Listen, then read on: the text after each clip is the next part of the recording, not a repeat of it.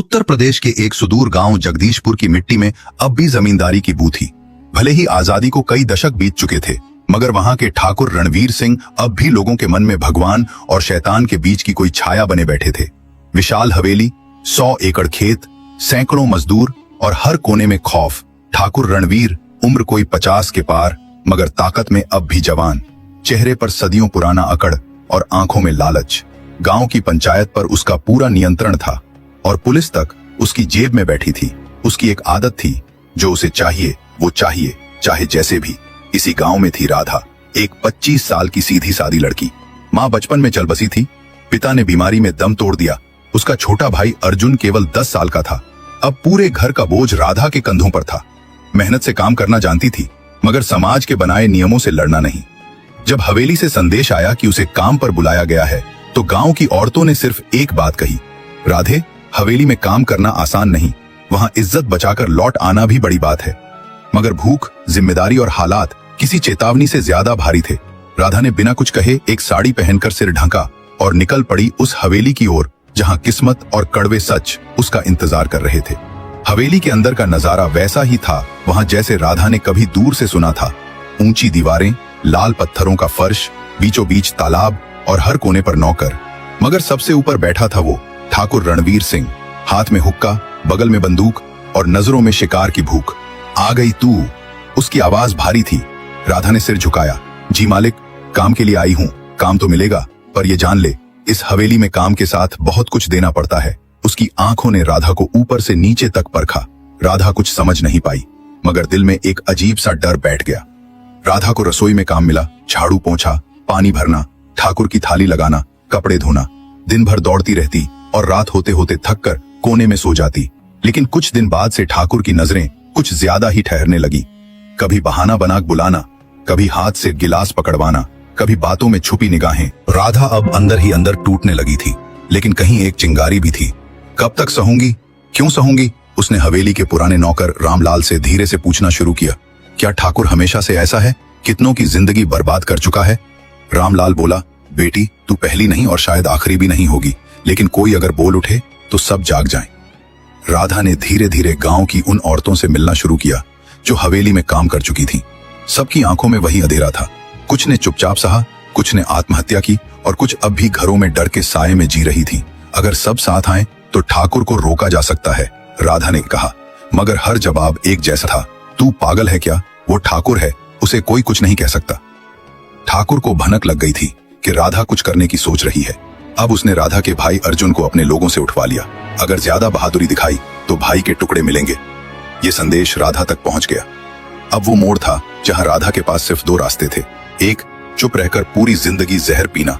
2, या फिर लड़ना किसी भी कीमत पर। राधा उस रात सो नहीं सकी। उसके कानों में ठाकुर के शब्द गूंजते रहे। अगर ज्यादा बहादुरी दिखाई तो भाई के टुकड़े मिलेंगे। मगर इस बार उसकी आंखों में आंसू नहीं थे, बस आग थी। उसने मन में ठान लिया, या तो अर्जुन बचेगा या ठाकुर मिटेगा। सुबह होते ही वो सीधे रामलाल काका के पास पहुंची। काका, आप मेरे साथ हैं? रामलाल थोड़ा हिचका, मगर फिर गहरी सांस लेते हुए बोला, बेटी, अब और चुप नहीं रहा जा सकता, मैं हूं तेरे साथ। राधा ने अपनी पहली चाल चली। गांव के सरपंच मथुरा प्रसाद से मिलने गई, जो ठाकुर के पुराने साथी माने जाते थे। साहब, मेरा भाई ठाकुर ने अगवा कर लिया है, मैं शिकायत दर्ज करवाना चाहती हूँ। मथुरा हंस पड़ा। पगली, ठाकुर के खिलाफ कोई नहीं जाता, तू ये बात यहीं छोड़ दे, नहीं तो तेरा नाम मिटा दिया जाएगा। राधा ने उसकी आंखों में आंखें डालकर कहा, ठाकुर तो मिटेगा ही साहब, अब वो समय दूर नहीं। वो दरवाजा बंद कर चला गया। मगर उस दिन गांव में अफवाह फैल गई कि राधा ने ठाकुर को खुली चुनौती दे दी है। उसी शाम ठाकुर ने राधा को हवेली बुलाया। अकेले।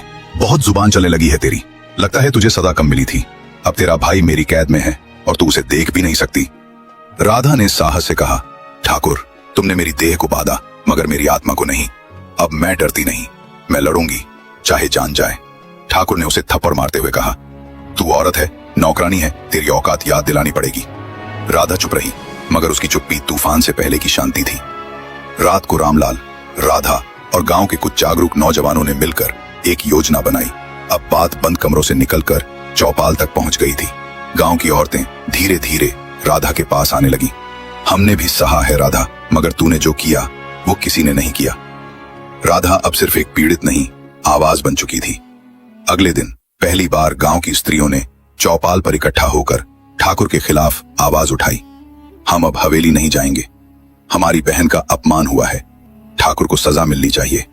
गांव के बूढ़े और मर्द स्तब्ध रह गए। ठाकुर के लोग डर से कांप उठे। ये औरतें अब सिर्फ घर की लक्ष्मी नहीं, क्रांति की मशाल बन चुकी थीं। राधा ने अपने साहसिक कदम के तहत जिला पुलिस अधीक्षक को चिट्ठी भेजी। उसने ठाकुर के सारे कुकर्मों, शोषण और अपने भाई के अपहरण की पूरी कहानी लिखी। पुलिस पहले हिचकिचाई, मगर जब पत्रकारों को खबर मिली और मामला मीडिया में आया तो दबाव बन गया। 3 दिन बाद पुलिस की गाड़ी हवेली के दरवाजे पर रुकी। ठाकुर रणवीर गुस्से से आग बबूला था। साली, तूने मेरी जिंदगी नर्क बना दी। तू सोचती है ये पुलिस मुझे छू सकती है, वो चिल्लाया। मगर इस बार हवेली के अंदर सिर्फ डर नहीं था, बाहर सैकड़ों लोग खड़े थे, औरतें, बुजुर्ग, नौजवान, सभी राधा के साथ। पुलिस ने हवेली में छापा मारा और तहखाने से अर्जुन को जंजीर में बांधा हुआ पाया। साथ ही कई लड़कियों के कपड़े, चूड़ियां और बंद कमरे मिले। सबूत थे जुल्म के। ठाकुर को हथकड़ी लगाई गई। मामला अदालत में पहुंचा। राधा ने पूरे आत्मविश्वास के साथ गवाही दी। उसके साथ गांव की कई और औरतें खड़ी हुईं। हमें न्याय चाहिए और ठाकुर को सजा। पुलिस सबूत लेकर पहुंची। ठाकुर की आवाज रिकॉर्डिंग, अर्जुन की जुबानी जुल्म की दास्तां, तहखाने के दृश्य, सबने मिलकर उस सामंती राक्षस की सच्चाई उजागर कर दी। जज ने कहा, यह मामला केवल एक लड़की का नहीं, एक पूरे समाज की आत्मा का है। ठाकुर रणवीर सिंह को आजन्म कारावास की सजा सुनाई गई। गांव में आज पहली बार सूरज कुछ अलग चमक रहा था। हवेली की दीवारें अब सूनी थीं, मगर डर की जगह उम्मीद ने ले ली थी। राधा ने गांव में एक महिला शिक्षा केंद्र शुरू किया। नाम रखा स्वाभिमान केंद्र।